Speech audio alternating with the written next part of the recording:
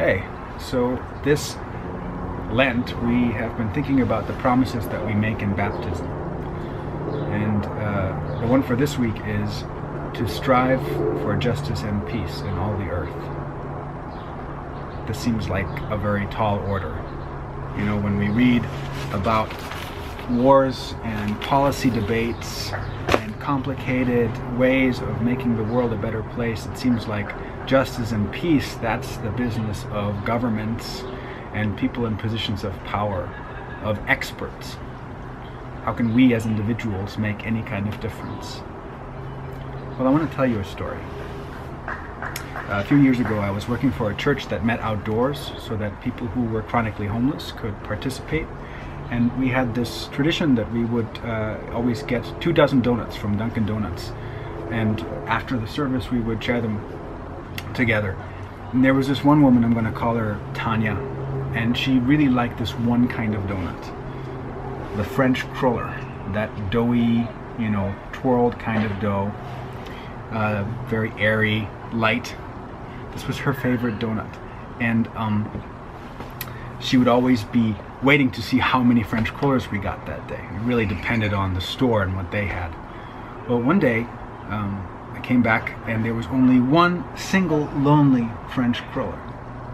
And she did just what I expected her to do, which is to hurry to the front of the line and grab the one donut. And I was glad that she did because, it was really for her.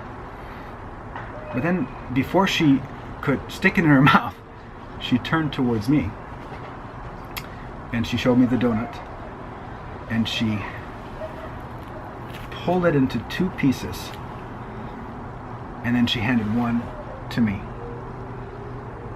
And I was like, no, come on, Tanya, this is your donut. And I knew that I could buy a donut for myself if I wanted to. I could buy, a ton of donuts for myself. These go for like $1 a piece. And she insisted, she gave me that look. So I relented and I took the half of the donut and I ate it. And, we moved on.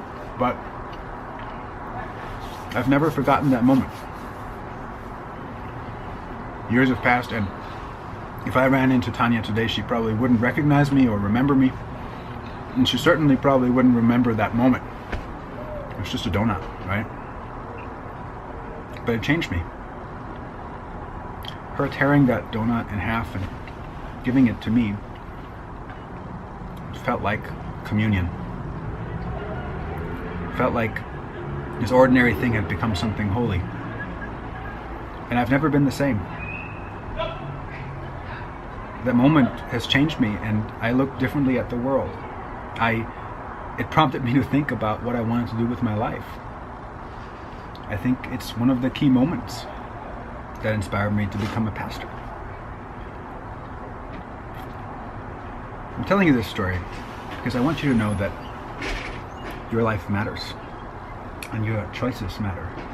And even though you may feel like you don't have a lot of power to affect the world or to affect change, I want you to know that you do. You have no idea just how a conversation with a friend or a moment with your kid or tension that becomes resolved or not with your coworker, how these interactions in your life are going to impact other people.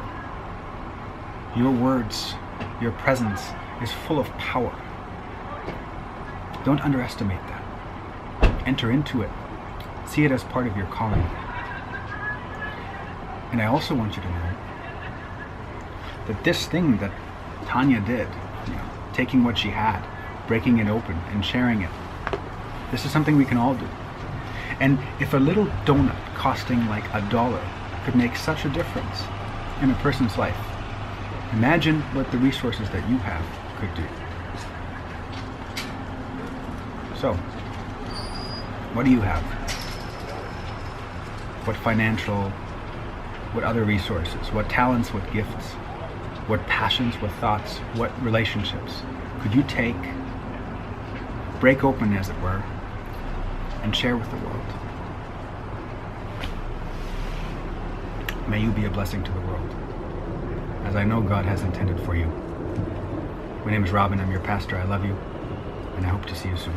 Peace.